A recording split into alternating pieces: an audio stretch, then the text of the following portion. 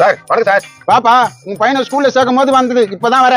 அதெல்லாம் விடுங்க சார். நம்ம கூப்பிட்டு அடிச்சிக்கலாமா? சுத்தமா படிப்பு வர மாட்டேந்தியா.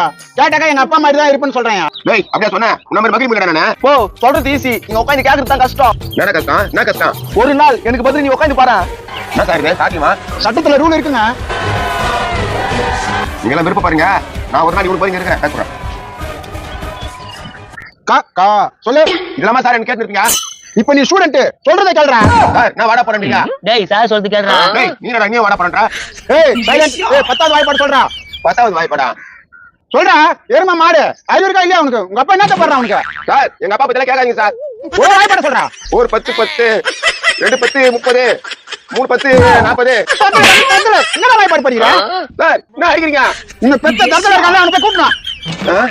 என்னப்பா 10 நிமிஷம் ஆகுது, எப்படி இருக்குது? ஐயோ சாமி என்ன 10 நிமிஷம் 5 நிமிஷம் கம்மியாதுடா. என்னடா உங்க அப்பா ஓட்ட